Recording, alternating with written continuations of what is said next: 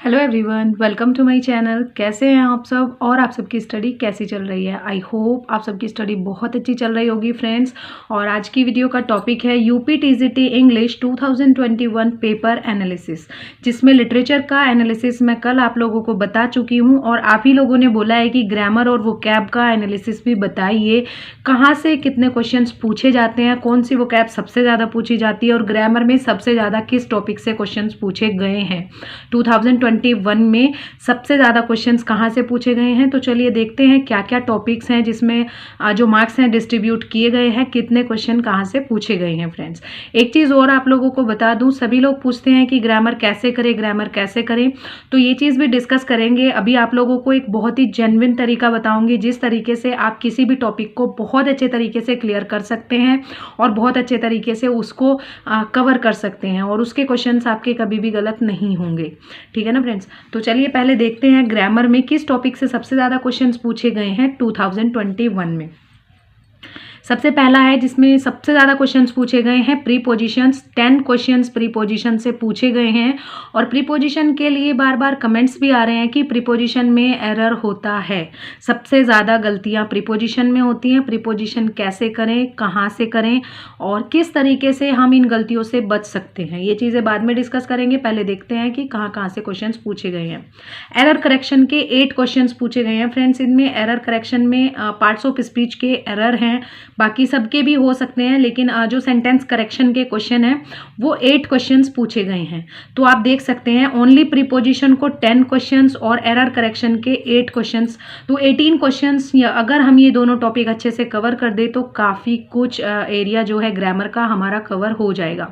उसके बाद है करेक्ट द सेंटेंस। ये एरर करेक्शन के जैसा ही होता है कुछ कुछ, बस वहाँ पर पूरा सेंटेंस दिया रहता है और वहाँ पर उसको करेक्ट करना होता है या फिर करेक्ट सेलेक्ट करना होता है सभी सेंटेंसेस में से कि कौन सा सेंटेंस करेक्ट है या फिर इनकरेक्ट सेलेक्ट करना होता है।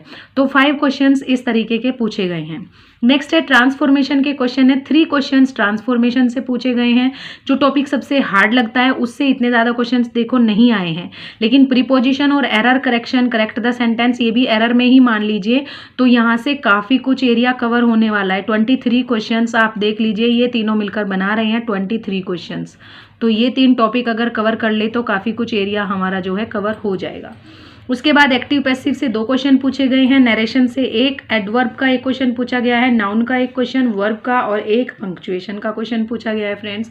तो ये था ग्रामर का टॉपिक कि ग्रामर में कहाँ से कितने क्वेश्चंस पूछे गए हैं। यहाँ से 1-1 क्वेश्चन ओनली पूछे गए हैं, ज़्यादा क्वेश्चंस नहीं है। अब बात आती है वोकैब की। वोकैब में सबसे ज़्यादा क्वेश्चंस कहाँ से पूछे गए हैं। 1 word substitution 6 questions friends 1 word substitution से पूछे गए हैं। 2 सिनोनिम पूछे गए हैं, 1 एंटोनिम पूछा गया है और जो पैसेज में क्वेश्चन है उनमें भी शायद सिनोनिम एंटोनिम पूछे गए हैं, वो मैंने ध्यान नहीं दिया क्योंकि पैसेज के क्वेश्चंस हमने कल इंक्लूड कर लिए थे लिटरेचर के साथ, इसीलिए मैंने पैसेज के क्वेश्चंस को यहाँ पर इंक्लूड नहीं किया है। और सबसे इंपॉर्टेंट चीज़ स्पेलिंग्स। स्पेलिंग एरर से 11 क्वेश्चंस पूछे गए हैं सबसे ज़्यादा। तो हमें सबसे ज़्यादा ध्यान देने की ज़रूरत है स्पेलिंग्स पर। स्पेलिंग्स और वर्ड्स जो है नॉर्मली कि वर्ड्स का मीनिंग तो चलो हम ध्यान देंगे ही, लेकिन उसकी स्पेलिंग बहुत ज़्यादा ज़रूरी है। 11 क्वेश्चंस पूछे गए हैं ओनली स्पेलिंग से। तो आप देख सकते हैं 2021 में वोकैब में सबसे ज़्यादा स्पेलिंग को और ग्रामर में सबसे ज़्यादा प्रीपोजिशंस को, एरर करेक्शन को और करेक्ट द सेंटेंस को स्थान दिया गया है। तो यहाँ पर इन तीनों चीज़ों को और यहाँ पर ओनली स्पेलिंग को लर्न करके हम अच्छा स्कोर लेकर आ सकते हैं अगर मेहनत की जाए। स्पेलिंग की प्रैक्टिस कीजिए ज़्यादा से ज़्यादा जो स्पेलिंग्स हैं वो लर्न कीजिए। जो लर्न नहीं होते हैं उनको लिख कर लर्न कीजिए, तोड़ कर लर्न कीजिए, जैसे भी कर सकते हो उस तरीके से कीजिए क्योंकि अभी टाइम है हमारे पास। प्रीवियस ईयर क्वेश्चंस का एनालिसिस हम इसीलिए करते हैं कि सबसे ज़्यादा क्वेश्चंस जो हैं कहाँ से पूछे जा रहे हैं, किस तरीके से पूछे जा रहे हैं। ठीक है, ये तो था 2021 का क्वेश्चन पेपर। उससे पहले 2016 का भी एनालिसिस हम करेंगे और इन दोनों में कॉमन जो भी आएगा उस तरीके से आगे की अपनी स्ट्रेटेजी प्रिपेयर करेंगे। और आप देख लीजिए ग्रामर के टॉपिक्स में किन में सबसे ज़्यादा क्वेश्चंस पूछे जाते हैं और वोकैब में किन में सबसे ज़्यादा क्वेश्चंस पूछे जाते हैं। तो अब बात आती है प्रीपोजिशन की। प्रीपोजिशंस कैसे लर्न करें। ठीक है, मैं हर बार आप लोगों को बोलती हूँ कि कोई भी टॉपिक है उसके रूल पढ़ने के बाद आप एक्सरसाइज सॉल्व कीजिए। जब तक आप सभी एक्सरसाइज सॉल्व नहीं करेंगे कुछ भी नहीं हो सकता। रूल पढ़ने के बाद एक बार हमें लगता है हाँ हमें सभी रूल्स जो हैं लर्न हो गए हैं, अब इससे कुछ भी पूछ लिया जाए हमें कोई नहीं रोक सकता, हम सारे क्वेश्चन सही करेंगे। लेकिन प्रीपोजिशन ऐसी चीज़ है, प्रीपोजिशन में हम तुक्के नहीं लगा सकते। किसी और चीज़ में अगर लग भी सकते हैं, थोड़ा बहुत गेस चल जाता है, लेकिन प्रीपोजिशन में बिल्कुल भी नहीं चलता है। ठीक है, ओनली एक छोटे से वर्ड का फर्क होता है, इनकी जगह ओन अगर कर दिया तो गलत हो गया। ठीक है, और बहुत ही माइनर सा डिफरेंस होता है। इन ऑन हमें दोनों सही लगते रहते हैं, कितनी बार हमें इन और एट में सही लगता रहता है, तो हम वहाँ पर कंफ्यूज हो जाते हैं। और ये जो कंफ्यूजन है ये कैसे दूर होगा? ये कंफ्यूजन दूर होगा प्रैक्टिस से।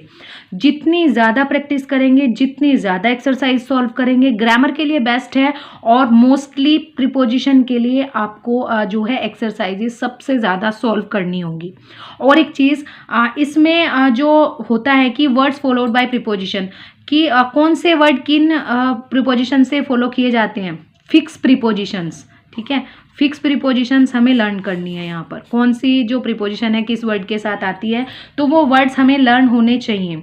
एक और चीज़, प्रीपोजिशन में किन वर्ड्स के साथ प्रीपोजिशन नहीं आती है। ठीक है, कुछ वर्ड्स ऐसे होते हैं जिनके साथ प्रीपोजिशंस नहीं आती हैं, तो वो वर्ड्स भी हमें लर्न होने चाहिए। जैसे इनटू के साथ नहीं आती है, ठीक है, और आई थिंक डिस्कस के साथ भी नहीं आती है।